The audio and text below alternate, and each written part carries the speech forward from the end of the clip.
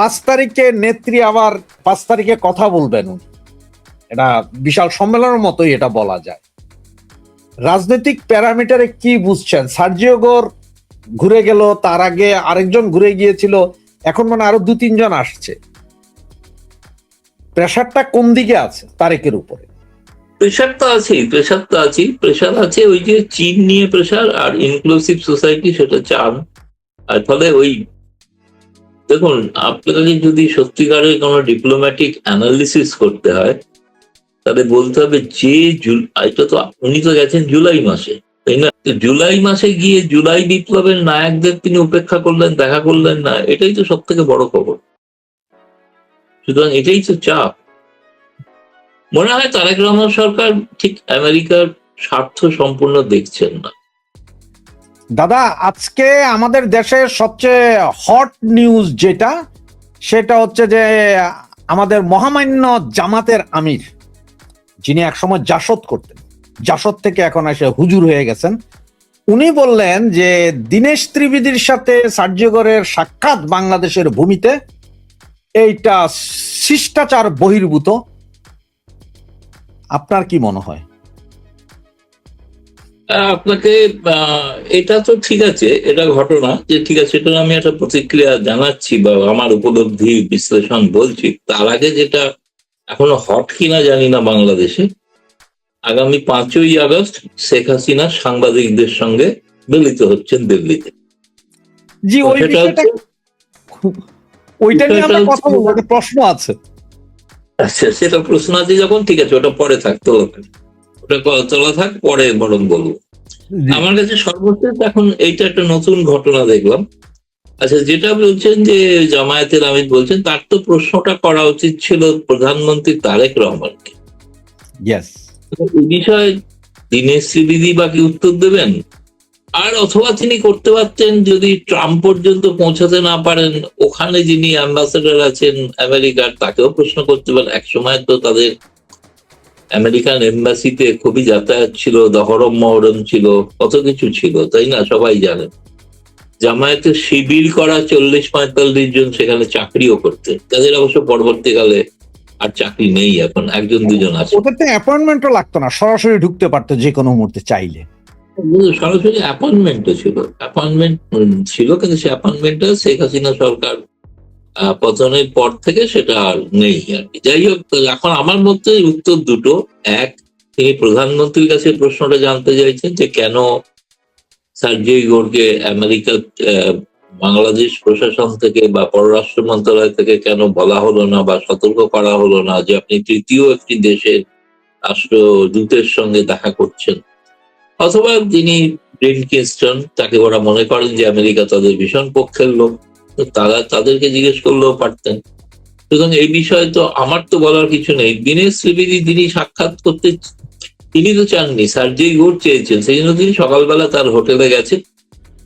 এবং আমি শুনেছি যে 8টা 10 থেকে 9টা 40 দীর্ঘ বৈঠক হয়েছে, তারপরে তিনি কক্সবাজারে যান। দীর্ঘ সময় ধরে যে কথাবার্তা হয়েছে, আলাপ হয়েছে, সে বিষয়ে অবশ্য বিস্তারিত কেউ কিছু জানাননি, ফলে এই বিষয়ে তো বলা যাবে না। নিঃসন্দেহে এটা একটা তাৎপর্যপূর্ণ ঘটনা, এ বিষয়ে তো কোনো সন্দেহ নেই। রাশেদ ভাই। হ্যাঁ দাদা, এবার আপনার সেই প্রশ্নটাই আসছি। এই যে এই ছবিটা, এখন আমার যেটা প্রশ্ন দাদা, আমার প্রশ্নটা হচ্ছে যে আমি আপনাকে এবং আমাদের যে ভাইয়া আপুরা ছিলেন আর কি, ওনারা আজকে 2 দিন ধরে প্রচার করছে শেখ হাসিনা ভারতের মাটিতে বসে রাজনীতি করতে পারবে না, নিষেধাজ্ঞা আছে। কিন্তু হঠাৎ করে 5ই আগস্ট দিল্লিতে ফরেন করেসপন্ডেন্স ক্লাবের মতো একটি উন্মুক্ত ফোরামে তিনি বক্তৃতা দিবেন। এটা কিভাবে? নাকি আপনার মোদী সরকার কি আমাদেরকে, যে যেমন ক্রিকেটে আপনারা আমাদের পেলে যেমন 4 ছক্কা মারেন, তেমনই মারছেন? কোনটা? আপনি কি 4 ছক্কা পিটাচ্ছেন আমাদের? বাংলাদেশের মিডিয়ার প্রতি সম্মান জানিয়ে বলি, তারা ওই রিপোর্টের তারা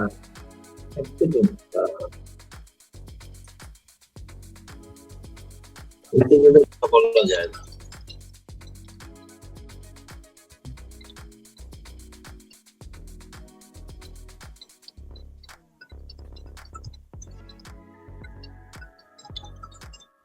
কারণ এই সময় কথা বললে শুনতে পাবেন না, ভয়েসটা লো হয়ে যায়। জি জি। ফোনটা না কাটলে কথা বলা যাবে না, আর এই ফোনেতে ফোন আসতেই থাকে, এর সমস্যা। তো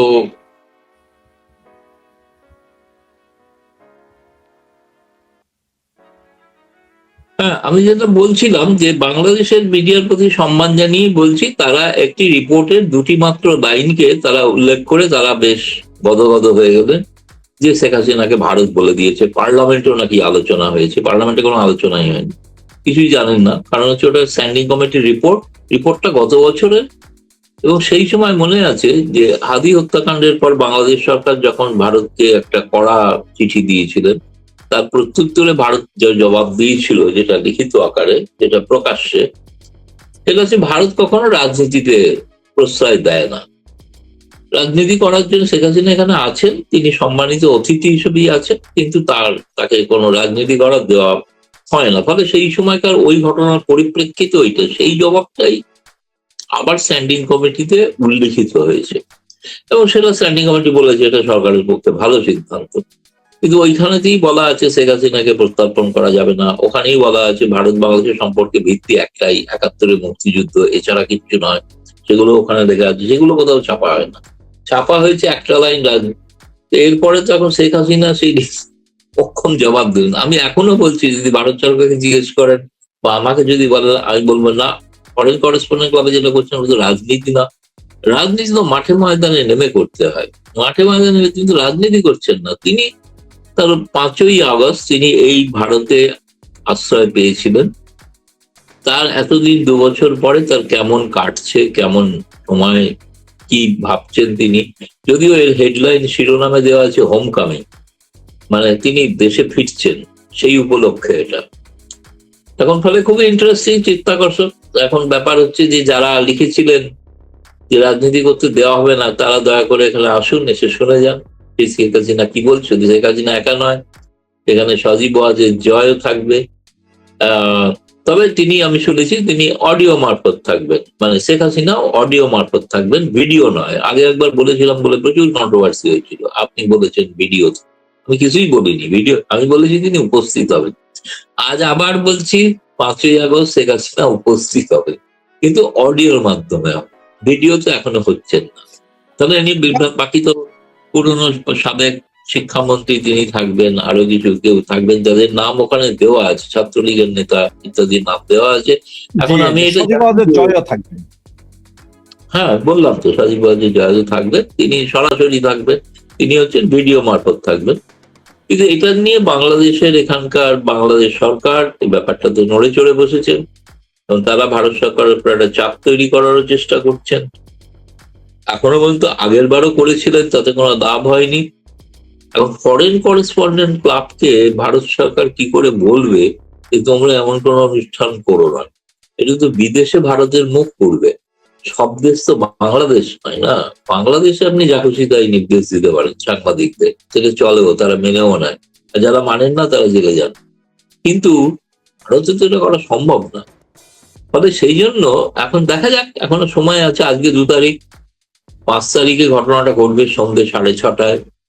তো আশা করি, এবং এফসিসি যেটা, তাদের ফেসবুক লাইভও আছে। ফলে লাইভে যে যেখানে আছেন ভারতীয় সময় ৬:৩০, তারা যদি ফেসবুক দেখেন তাহলে দেখতে পাবেন, আশা করি। আমি একজন শ্রোতা হিসেবে যাব আর কি। আচ্ছা, আপনি ওখানে উপস্থিত থাকবেন। তো দাদা, না, ভারত সরকার রাজনীতি কোনটাকে মনে করে? যদি ধরেন যন্তর মন্তরে গিয়ে শেখ হাসিনা ভাষণ দিত আর আওয়ামী লীগ নেতারা ওখানে জয় বাংলা স্লোগান দিত, তাহলে এটা তো রাজনীতি। হ্যাঁ, তখন হয়তো লাঠি টিয়ার গ্যাস চলতে পারত, সেগুলো রাজনীতি। এখন এটা তো মানবাধিকার সংস্থা বা কারোর সাথে কথা বলা, এটা কি রাজনীতির ভেতরে পড়েনি? না, এটা রাজনীতি। মানবাধিকার সংগঠনের লোক নিউ ইয়র্ক থেকে আসছেন, তিনি তার সঙ্গে কথা বলবেন, এবং সেখানে মিডিয়া থাকবে। মানে ফরেন করেসপন্ডেন্ট ক্লাব হলো যে বিদেশের গণমাধ্যমে চাকরি করেন যারা দিল্লিতে অবস্থিত, তাদের এটা ক্লাব। এটা ভারতের প্রেস ক্লাব না। প্রেস ক্লাব হলো ভারতীয় সাংবাদিকদের ক্লাব, আর সেই ক্লাবটা হলো বিদেশি সাংবাদিকদের ক্লাব।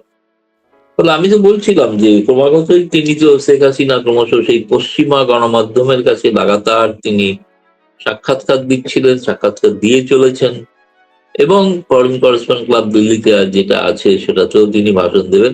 আমি শেষ পর্যন্ত জানি না কি হবে, এখন কতটা কি বলতে পারছি না, আশা করছি অনুষ্ঠানটা হবে এই আর কি।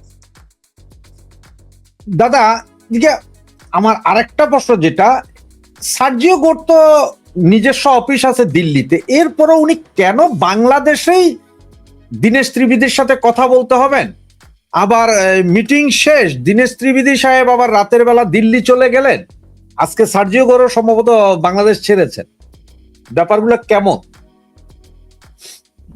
না, এর মধ্যে পুরোটা সবটা সত্য নয়, সবটা সত্য নয়। তার কারণ হচ্ছে সার্জিও গোর কেবলমাত্র ভারতে নিযুক্ত রাষ্ট্রদূত নন, তিনি দক্ষিণ এশিয়ার একজন ট্রাম্পের বিশেষ দূত। ফলে গোটা দক্ষিণ এশিয়ার মধ্যেই তার ঘোরাফেরা হবে, এবং তার সঙ্গে মধ্য এশিয়া। আগামী দিনে তো বোধহয় কাজাখস্তানে এসসিও মিটিং হচ্ছে, সেখানেও যেতে পারেন সার্জিও গোর। আর দীনেশ ত্রিবেদীর সঙ্গে তার বৈঠকটা দিল্লিতেও আগে হয়েছিল, যখন দীনেশ ত্রিবেদী ঢাকা যান তার আগে। আর দীনেশ ত্রিবেদী তার সঙ্গে সার্জিও গোরের বহু পূর্ব পরিচিত, তিনি ঘনিষ্ঠ বন্ধু, একথাও বলেন। তো তার প্রোগ্রামটা ঘোষিত ছিল না, সার্জিও গোরও যেমন কোনো টুইট করেননি, দীনেশ ত্রিবেদীও কোনো টুইট করেননি, কিন্তু বৈঠকটা হয়েছে, এটা সকলেই জানেন। সেটা দিল্লিতেও, যেহেতু দীনেশ ত্রিবেদী এখানে আছেন, তারপরে দীনেশ ত্রিবেদী কিন্তু একটা ঘটনা ভুল ঘটেছে আসলে আমারই কারণে। কারণ আমি প্রথম দিনে বলে দিয়েছিলাম যে দীনেশ ত্রিবেদী বোধহয় পররাষ্ট্র মন্ত্রণালয়ের সঙ্গে আলাপ আলোচনা করতে আসছেন। তা নয়, তিনি গেছেন কলকাতায়। কলকাতায় গেছেন কারণ তিনি কলকাতা থেকে চলে আসার পর তার আর বাড়িতে যাওয়া হয়নি, ফলে তিনি শুক্র শনি ছুটি ছিলেন, তিনি দুদিনের ছুটিতে তিনি কলকাতায় গিয়েছেন নিছক পারিবারিক কারণে। এবং তিনি বোধহয় আজকে ফিরেও গেছেন মনে হয় ঢাকায়, সেটা ঢাকার লোকেরা বলতে পারবে তিনি আজ বা কাল, কারণ আজকে তো রবিবার থেকে তো বাংলাদেশে তো সরকারি কাজের ছুটি, কাজের দিন। ফলে সেই কারণে হয়তো তিনি হয়তো ফিরেও গেছেন, ফিরে যাওয়ার কথাই ছিল, দুদিনের জন্য এসেছিলেন, চলে গেছেন, দিল্লি আসেন নাকি। এবং দিল্লি এসছেন কিনা, পরে কলকাতা থেকে দিল্লি এসছেন কিনা, না আমি এই খবর পাইনি, জানি না। কিন্তু আমি জানি উনি আমাকে অন্তত বলেছিলেন, উনি আসার পরে আমি ওনাকে যোগাযোগ করি, উনি বললেন আমি কলকাতায় আছি, দিল্লিতে নেই, আমি আবার চলে যাবো, ফিরে যাবো, এভাবেই বলেছেন। ফলে সার্জিও গোরের সঙ্গে তার কি আলোচনা হয়েছে এই বিষয়ে তিনি কথা বলতে রাজি হন। দাদা, এদিকে আমরা যতটুকু শুনলাম, সার্জিও গোর নাকি আওয়ামী লীগের একজন নেতা, যেটা এখন পেপার পত্রিকা বা বিভিন্ন গণমাধ্যমে দেখছি যে সাবের হোসেন চৌধুরীর কথা বলা হচ্ছে, যে ওনার সাথে সম্ভবত ওয়েস্টিন হোটেলেই দেখা করেছেন, মিটিং হয়েছে বা অন্য কোথাও দেখা হয়েছে।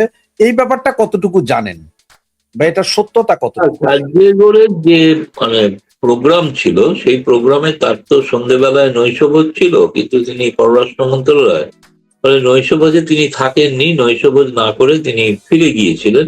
এবং আমি আজকে আরো কিছুটা তথ্য পেয়েছি ভেরিফাই করার জন্য, সেটা হচ্ছে যে এটা কিন্তু দুপুরেই আমেরিকান এম্বাসি থেকে বলে দেওয়া হয়েছিল পররাষ্ট্র মন্ত্রণালয়কে যে তিনি কিন্তু বৈঠকের পর থাকবেন না, কোনো নৈশভোজ হবে না।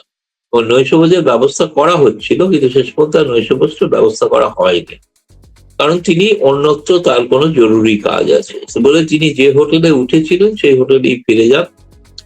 এবং সেখানে সেই সময়টাতে দেখুন, সেই সময়টা নিয়ে একটা চর্চা আছে যে সেখানে সাবের হোসেন চৌধুরী এবং জাতীয় পার্টি জিএম তাদের এদের সঙ্গে তিনি কথা বলেছেন, কিন্তু এর কোনো নিশ্চয়তা পাওয়া যায়নি। একমাত্র আওয়ামী লীগের নেতারা নিশ্চিত করছেন, তারা এও আমাকে বলেছিলেন যে সার্জিও গোর ঢাকা যাওয়ার আগে তারা এখানে শেখ হাসিনার অফিসে খবর দিয়েছিলেন যে তারা ঢাকায় গিয়ে তিনি আওয়ামী লীগের কিছু নেতার সঙ্গে দেখা করতে চান। তো তখন সেখানে তো এক সাবের হোসেন চৌধুরী ছাড়া আর কেউ অ্যাভেলেবেল ছিলেন না, ফলে তাকে সেটা নাকি বলা হয়েছে সেটা নেত্রীর অনুমতি নিয়ে, অর্থাৎ শেখ হাসিনার অনুমতি নিয়েই কিন্তু বলা হয়েছে সাবির হোসেন চৌধুরী। কিন্তু প্রথমে খবর ছিল সাবির হোসেন চৌধুরী কিঞ্চিত ভয় পাচ্ছেন, তিনি দেখা করতে চাইছেন না, কিন্তু আমেরিকার ব্যাপারে তো তার একটু দুর্বলতাও আছে এবং তিনিও আমেরিকার ঘনিষ্ঠ, ফলে একেবারে সার্জিও গোরকে উপেক্ষা করবেন এটা নাও হতে পারে। সেই কারণেই হয়তো এসেছিলেন, কিন্তু সেখানে যারা বাংলাদেশের যে গোয়েন্দা পুলিশ তারা তো প্রবল পাহারা দেয় সেখানে, ফলে তাদের কাছে নিশ্চিত খবর থাকবে যে তিনি দেখা করেছেন কি করেননি। এবং সেক্ষেত্রে বাংলাদেশ সরকার অফিসিয়ালি খবরটাকে খণ্ডনও করতে পারে যে না, এটা বাজে কথা বলা হচ্ছে, নয়। ফলে আমি নিজে থেকে কিন্তু 100 ভাগ আমি আওয়ামী লীগ থেকে নিশ্চিত হয়েছি। আওয়ামী লীগের শীর্ষ নেতা বলেছেন, শীর্ষ স্তরে মানে ওয়ার্কিং কমিটির মেম্বারদের মধ্যেই কেউ আমাকে বলেছেন যে হ্যাঁ দেখা হয়েছে, কিন্তু আচ্ছা আচ্ছা। আওয়ামী লীগ সূত্রে। কিন্তু এটা আমি অন্য সূত্রে সাবির হোসেন চৌধুরী বা জিএম কাদের আমি শুনেছি তার ফোন সুইচ অফ রয়েছে, ফলে তাকে পাওয়া যায়নি। তাহলে আমি যাই না, তার সঙ্গে কথা বললেই জানা যেতে পারে। আর বাংলাদেশ সরকার এই বিষয়টা বলতে পারে যে সত্যি দেখা হয়েছিল কি হয়নি। কিন্তু যেটা গুরুত্বপূর্ণ ঘটনা, যেটাতে বাংলাদেশের গণমাধ্যম গুরুত্ব দিচ্ছে না, জুলাই বিপ্লবের যারা নায়ক তাদের কারুর সঙ্গে সার্জিয়াল ঘোষ দেখা করে না, ইউনূস, না জামায়াতের আমির, না এনসিপি, তাদের কারুর সঙ্গে তিনি দেখা করেন। তিনি দেখা করলেন ভারতের হাই কমিশনার, আর জল্পনা তিনি প্রধানমন্ত্রীর সঙ্গে দেখা করেছেন, কিন্তু বিএনপির কোন নেতৃবৃন্দের সঙ্গে দেখা করেননি। এবং তিনি সরকারি পর্যায়ে বৈঠক করেছেন, কিন্তু রাজনৈতিক স্তরের বৈঠক, থিঙ্ক ট্যাঙ্ক, যেগুলো সব রটানোর আগে বলা ছিল, কিসের সব বিশেষ কিছু সম্পাদকদের সঙ্গে তার বৈঠক, এগুলো কোনোটাই ঘটেনি। ফলে জুলাই বিপ্লবের নায়কদের কি আমেরিকা উপেক্ষা করছে? জানি না, প্রশ্নটা করলাম। তবে এদিকে আমাদের কাছে যে খবরটা আছে সেটা হচ্ছে 2 ঘন্টা বৈঠক ছিল আপনার ইয়ের সাথে, পররাষ্ট্রমন্ত্রীর সাথে। 20 থেকে 25 মিনিট নাকি বৈঠক ছিল তারেক রহমানের সাথে, আমাদের প্রধানমন্ত্রীর সাথে। কিন্তু 55 মিনিট বৈঠক ছিল দীনেশ ত্রিবেদীর সাথে। ব্যাপারটা কেমন হয়ে গেল না? ব্যাপারটা হচ্ছে এই যে, যেটা আমি শুনেছি সেটা হচ্ছে যে তিনি সন্ধ্যেবেলায় হোটেলে এমন কোন ফিডব্যাক পেয়েছিলেন সার্জিয়াল ঘোষ, যেটা তিনি ভেরিফাই করতে চেয়েছিলেন। কিন্তু তিনি জানেন তো, সরকারি যে দল তার সঙ্গে কথা বললে সেটা ভেরিফাই করা যাবে না। সেজন্য তিনি দীনেশ ত্রিবেদী, যিনি হাই কমিশনার, যিনি তার পুরনো বন্ধু, তার সঙ্গে দেখা করে তিনি জানতে চেয়েছিলেন বাংলাদেশের গ্রাউন্ড রিয়েলিটিটা কি। সেই গ্রাউন্ড রিয়েলিটিটা সম্পর্কে তিনি দীনেশ ত্রিবেদী তাকে হয়তো ব্যাখ্যা করেছেন, বলেছেন। এটুকুই মানে আমি মোটামুটি যতটুকু আভাস ইঙ্গিতে বুঝেছি আর। আমাদের পররাষ্ট্রমন্ত্রীর সাথে যে কথা মিটিংটা হয়েছে 2 ঘন্টা, এরপরে যখন সাংবাদিকরা প্রায় 10টা প্রশ্ন করেছেন পররাষ্ট্রমন্ত্রীকে বিভিন্ন বিষয়ে, যে আওয়ামী লীগ বিষয়ে কথা হয়েছে না, এই ভারত বিষয়ে কথা, উনি সব জায়গায় বলছেন না না না। তাহলে এই 2 ঘন্টা ওনারা কি করেছেন? ওখানে কি প্রেমালাপ হয়েছে বা একজন আরেকজনকে ফুল দিয়েছে, আই লাভ ইউ, এরকম কিছু হয়েছে নাকি? না, কতগুলো আমেরিকার তো ব্যবসায়িক সম্পর্ক থাকে। আমেরিকা তো বলেছে তারা বিজনেস টিম পাঠাবেন এখানে, ব্যবসা তারা করতে চান। রিপাবলিকান আমেরিকানরা তারা ব্যবসা নিয়ে বেশি আগ্রহী, ফলে ব্যবসায়িক বিষয় নিয়ে কথাবার্তা হয়েছে। আর একটা হয়েছে আলোচনা, যেটা আমার মনে হয়, আমি যেটা শুনেছি, বৈঠকের পরেই পররাষ্ট্রমন্ত্রী এবং উপদেষ্টা দুজনেই প্রধানমন্ত্রীর কাছে প্রায় দৌড়ে গিয়েছিলেন। কারণ আমেরিকা একটা প্রস্তাব দিয়েছে যে প্যাক্সিবিকা নামে যে আর্টিফিশিয়াল ইন্টেলিজেন্স এবং যে গোয়েন্দাগিরির একটা ইন্টারন্যাশনাল অ্যালায়েন্স তারা তৈরি করেছেন, যেটাতে ভারতও আছে, মূলত চীন বিরোধী। সেটাতে তারা চান যে বাংলাদেশ তাতে সামিল হোক। কারণ বাংলাদেশ চীনের এরকম একটা নেটওয়ার্ক, তার মধ্যে নীতিগত সম্মতি তারা দিয়ে বসেছেন যে তারা তার শরিক হবেন। এবং গতকাল রাতে বাংলাদেশের পররাষ্ট্র মন্ত্রণালয় থেকে কিন্তু একটা ছোট আকারের একটা বিজ্ঞপ্তিও জারি হয়েছিল যে চীনের ওই প্রস্তাবটাকে তারা গ্রহণ করছে।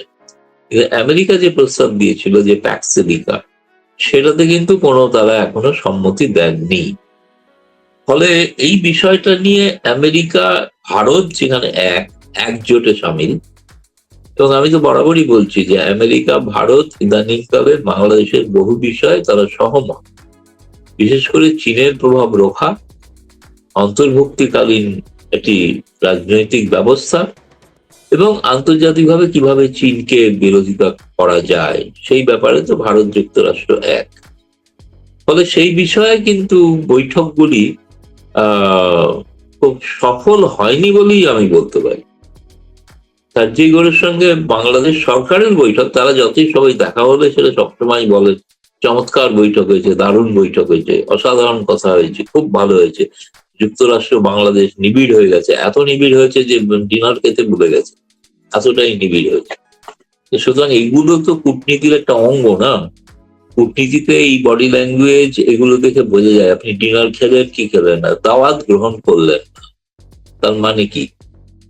আপনি আমাকে দাওয়াত দিলেন আর আমি বললাম না রাশেদ ভাই আমি আজকে খেতে পারবো না, আমি চললাম, অন্য জায়গায় ব্যস্ত আছি, এটা কি আপনাকে অপমান করা নয়? তাই তো আমি সাধারণ বুদ্ধিতে তাই বুঝি। বাংলাদেশের এখন তারেক রহমানদের সৌজন্যবোধটা কি আমি জানি না, তার ব্যাখ্যা কি?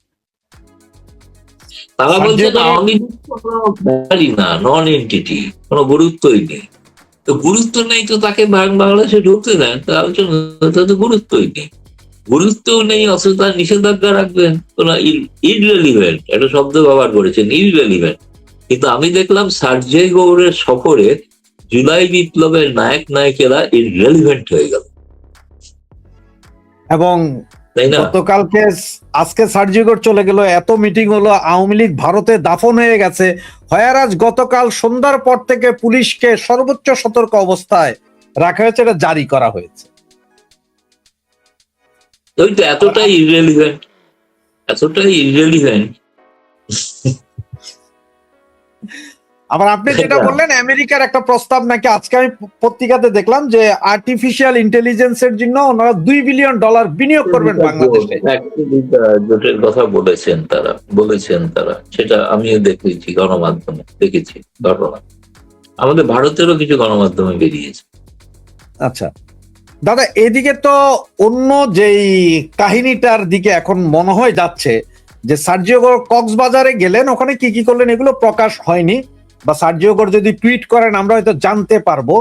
তো কক্সবাজার ওইদিকে যাওয়া মানে তো করিডোর এগুলোর বিষয় আছে অনেক কিছু। তো চাইনিজ করিডোর হবে না আমেরিকান করিডোর হবে, নাকি আমাদের তারেক ভাই বলবো যে কাউকেই দিব না? কোনটা মনে হয় আপনাকে? জানি না, আমার তো দেখে শুনে মনে হচ্ছে যে বাংলাদেশ সরকার বোধহয় একটা $1 কয়েন নিয়ে বোধহয় হেডটেল করবে। হেডটেল করলে যার পক্ষে পড়বে সেদিকে যাবে, এরকম একটা অবস্থায় আছে, কোনো সিদ্ধান্ত নিতে পারছেন কোন দিকে যাবেন। শি জিনপিং এর প্রস্তাব, ট্রাম্পের প্রস্তাব, দুটো নিয়ে তো হিমশিম অবস্থা। দুই হচ্ছে, আপনাকে আরেকটা কথাও বলি, সেটা হচ্ছে যে রোহিঙ্গাদের ক্যাম্পটা দেখাশোনা করে ইউনাইটেড নেশনস, জাতিসংঘ। সার্জিও জাতিসংঘের কোন অফিসিয়ালদের সঙ্গে দেখা করেন না, তাও তিনি দেখা করতে চাননি। অথচ আমেরিকান এম্বাসি, ইউনাইটেড নেশনস এর যে দপ্তর আছে সেখানে তাদের বলা হয়েছিল একটা নোট ভার্বালে দিয়ে সার্জিও পরিদর্শন করতে যাবেন, আপনারা তাকে সুযোগ করে দেবেন পরিদর্শনের। কিন্তু সেই ইউনাইটেড নেশন, জাতিসংঘ যারা দেখভাল করে, তাদেরকে সার্জিও কোনো গুরুত্ব দিলেন। কারণ আপনারা জানেন যে ট্রাম্প প্রশাসন তো জাতিসংঘকে গুরুত্ব দিতে চায়ও না, তাই না? ফলে সেই ট্রাম্পের নীতি অনুসারেই চলছেন আর কি সার্জিও। তিনি তো আবার ট্রাম্পের বিশেষ দূত এবং খুবই ঘনিষ্ঠ। দাদা এই যে আপনাকে আমি গত প্রোগ্রামে আপনাকে জিজ্ঞেস করেছিলাম যে তারেক রহমান কি ভারতে আসছেন কিনা ওই দাওয়াতে, কিন্তু এখন যা শোনা যাচ্ছে তাতে বলা হচ্ছে যে তারেক রহমানকে ভারত গভর্নমেন্ট বাংলাদেশের প্রধানমন্ত্রী হিসেবে দাওয়াত দেননি, ওনাকে কোন একটা সংগঠনের হিসাবে দাওয়াত দিয়েছেন, চেয়ার হিসাবে বা প্রেসিডেন্ট হিসাবে। সুতরাং এটা নিয়ে খুব মনক্ষুণ্ণ। সুতরাং উনি যেতেও পারেন, নাও যেতে পারেন। আপনার কি মনে হয়? এটা হচ্ছে খুব, আমি শুধু দুর্ভাগ্যের সঙ্গে বলতে বাধ্য হচ্ছি, সম্মান জানিও, যে অশিক্ষিত সাংবাদিকদের এগুলো ব্যাখ্যা। কারণ বিমস্টেকে পৌরোহিত্য করছেন তারেক রহমান, তিনি প্রধানমন্ত্রী, তাকে আমন্ত্রণ কে দিয়েছেন? ব্রিক্সের সভাপতি। ব্রিক্সের সভাপতি কে? প্রধানমন্ত্রী নরেন্দ্র মোদী। তো ব্রিক্সের সভাপতি বিমস্টেকের সভাপতিকে আমন্ত্রণ জানিয়েছে।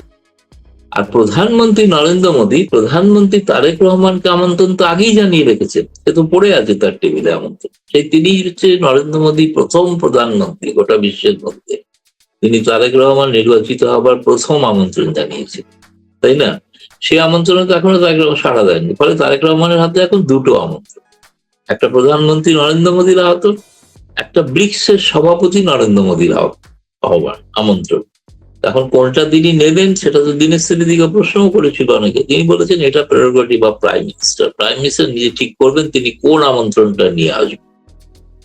তবে ব্রিক্সের আমন্ত্রণে তিনি যদি না আসেন তাহলে এটা বাংলাদেশের জন্য খুবই ক্ষতি, খুবই ক্ষতি। সেখানে তো ভারত একা নয় না, 11টা রাষ্ট্রপ্রধান আসবে, তাদের সকলের সঙ্গে তার ওঠা বসা, খাওয়া দাওয়া, তার ডিনার টেবিলে বসা, এর বিরাট সুযোগ না, যেটা শেখ হাসিনা ছাড়েননি, করেছিলেন G20। আবার অতীতে ব্রিক্সের সম্মেলনে শেখ হাসিনাও এসেছিল, গোয়াতে হয়েছিল, তখন এসেছিল, কিন্তু কারণ ভারত প্রতিবেশী রাষ্ট্রকে আমন্ত্রণ জানায় এবং বাংলাদেশকে একটা উন্নয়নশীল রাষ্ট্র হিসেবে তাকে গুরুত্ব দেয়, সেই কারণেই তাকে আমন্ত্রণ জানানো। সুতরাং প্রোটোকলটা হচ্ছে ব্রিক্সের সভাপতি হিসেবে রাশিয়ার প্রেসিডেন্টকে যে আমন্ত্রণ জানিয়েছেন সেটা হচ্ছেন ব্রিক্সের অন্যতম সদস্য রাশিয়াকে, ব্রিক্সের অন্যতম সদস্য শি জিনপিং তাকে আমন্ত্রণ জানিয়েছে। তারা সকলেই সব রাষ্ট্রপ্রধানরাই তো এগুলো হয়ে থাকেন না এই পদগুলোতে। তো বিমস্টেকের সভাপতি তো খলিলুর রহমান হতে পারবেন না, কিংবা আপনার ওই কি বলে ফখরুল মির্জাও তো হতে পারবেন না, হতে তো হবে প্রধানমন্ত্রীকেই। তো সেই জন্য প্রধানমন্ত্রীর কাছে গেছে। এটাকে না মানে অযথা জলঘোলা করার চেষ্টা, মানে একটা বলে না পায়ে পা লাগিয়ে ঝগড়া করা, একটা ছেলে মানুষের বাচ্চাদের স্কুলে করে না, এই তুই আমাকে ঠিকই করিস নি, একটা বাচ্চাদের মধ্যে, সেটা ওনারা কেউ বলেননি কিছু। এটা সাংবাদিকরা আগ বাড়িয়ে ব্যাখ্যা দিচ্ছেন। কোন সাংবাদিক? তারা হচ্ছে ইউনূসের মদত পুষ্ট সাংবাদিক। তাদের একটা কি যেন আছে, কি পয়জন নাকি, হ্যাঁ পয়জন নাকি নমক হারাম, উনি তুলেছেন প্রশ্নটা, ডাস্টবিন শফিক। আচ্ছা হতে পারে, আমি জানি না তিনি কেন তাকে সবাই আপনারা ডাস্টবিন বলেন, চমৎকার দেখতে, সুন্দর দেখতে একটা লোক।